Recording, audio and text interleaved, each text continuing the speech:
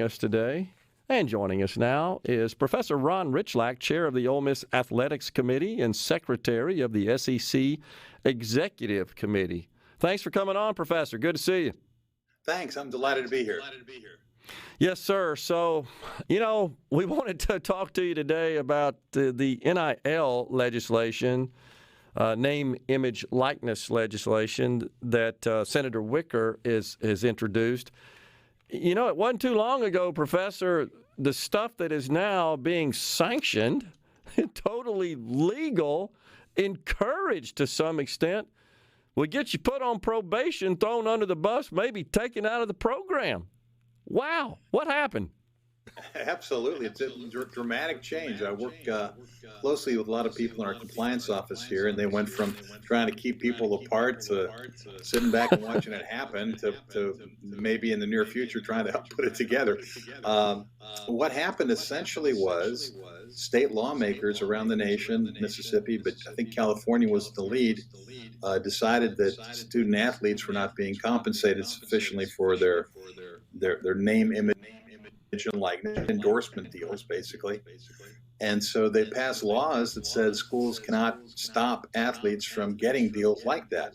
Well, and once California has that, other states better have it, or all the good athletes are going to go to California, right? Sure. So what Senator Wicker is working on, and other people working along these lines, trying to get some uniform standards, which we had when the NCAA was in charge. Now, people may not like those standards, but they were uniform. That added to a competitive balance. When they are state to state different, we have some real competitive issues going on. Yeah. Well, so, and then you've got the NCAA that's part of this mix as well, and the dynamic. It would seem, since the NCAA, all these schools obviously are voluntarily members of the NCAA, right? They participate on a voluntary basis. It is a private organization, but yet we've got states, as you indicate, that are kind of forming up and standing up their own laws, essentially allowing this compensation. I guess the question is, from a legal perspective, Professor, does it make sense for the federal government to intervene? I mean, I get maybe there's some value and benefit to having uniform standards, but is this a place where the federal government ought to be playing? More of a philosophical question. Yeah, but you put your finger right on what I think is the key issue here, is that I don't like expansion of the federal government into college sports. I don't see where there's a need for that in general. On the other hand, having worked with the SEC and elsewhere, I recognize that schools are very, they feel that if a coach feels he or she is at a competitive disadvantage in recruiting athletes, because the good athletes are going to go where there's a lot of money thrown at them and not going to come to your school because state law precludes it, we end up probably with a race to the bottom where each state's going to allow more and more. So it's a good idea to have some sort of national standard. Should it be the federal government? Senator Wicker's bill, I think my biggest concern with it is it does sort of create a federal sub-agency to deal with these issues, even though it empowers conferences and leagues and something like the NCAA to enforce them. If there's some support in getting the standard uniform, I think that's great. But in terms of creating a new agency, that bothers me a fair amount. Well, have you heard any response from the NCAA, Professor, where they've said, hey, federal government, we got this. This is not a place for you? Or are they supporting this? I don't know from the NCAA. I will say from the conference level, I think there is an idea that they need some kind of uniform action. I think the conference is looking at the state legislatures and saying, we've got a bunch of folks who really didn't work in this field, don't know this field very well. They're creating a patchwork of different laws and regulations in different states, and we need uniformity. And I think the only place they see that coming from, the NCAA kind of having been gutted here, I think they see that as the only way it being with federal legislation. Yeah, that could be true as well, because if the states and then the conferences are kind of off doing their own thing, that would seem to perhaps dilute some of the power of the NCAA in what could be the biggest area of governance of the entire athletic competition realm. Talking about money. Yeah, no, absolutely, and no, I mean, there's no doubt about it. There was a stare down between the NCAA and California and some other states, but mainly first California, and California won it. There were also associated with this were some lawsuits. Okay. The O'Banion lawsuit where student athletes won the right to be compensated for use of their name, image, and likeness, at least after their playing days. Yeah. And so putting all those pieces together and trying to come up with a uniform plan that impacts everybody and makes everybody happy is really, really hard. So I'm assuming in the absence of this uniformity, then, does this mean, Professor, that student athletes that are being compensated for NIL, they've got legal representation and they're working with whomever is providing the funding and they're just hammering out a standard two-party contract, so to speak?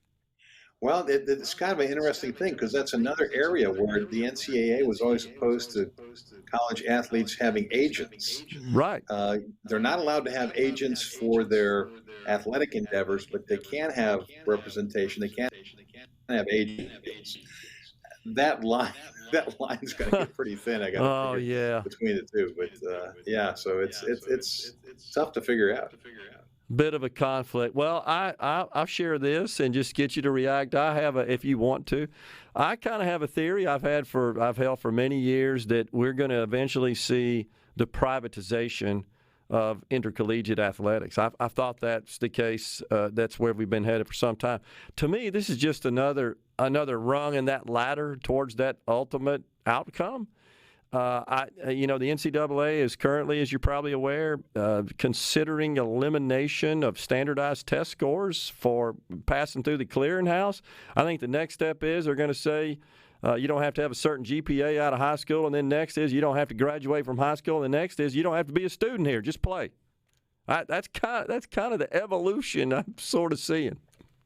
Well, if you go way back around the turn of the last century, you'll find that, in fact, there were professional players on teams. There were and one of the first rules was to limit them to only 3 per team. Yeah, we really.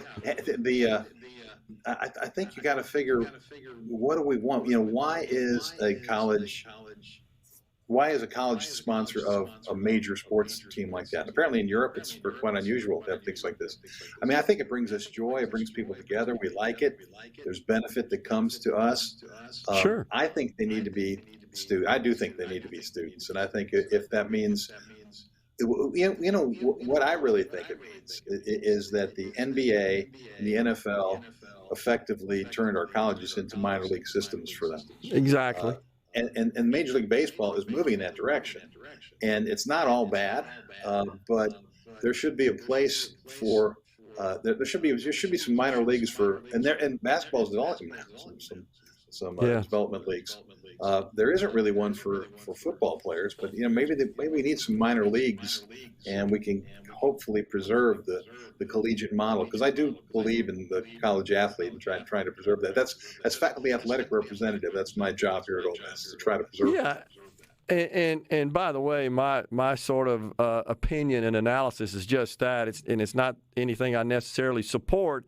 It just, through observing it through the years, it just seems like that's kind of the evolution. It's been a little slow getting here, but who would have thought, Professor, honestly, a short 2 years ago, we'd have this whole NIL situation where we're paying players an exorbitant amount of money to offer their services in college athletics. And I'm with you. I'm not opposed to them being compensated, honestly, and sharing, but it's more complicated than just, I guess, the concept itself.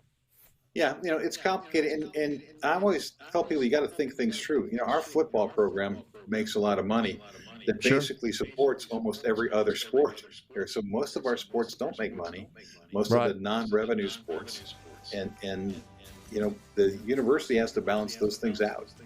Yeah, it is a complicated, and that's why some schools honestly don't make a lot of their football program, but rely on that to essentially subsidize the other sports, are considering eliminating sports. You've had some of that, that as well. So, But anyhow, it's interesting to watch and appreciate your insight, Professor. Thanks for coming on Middays.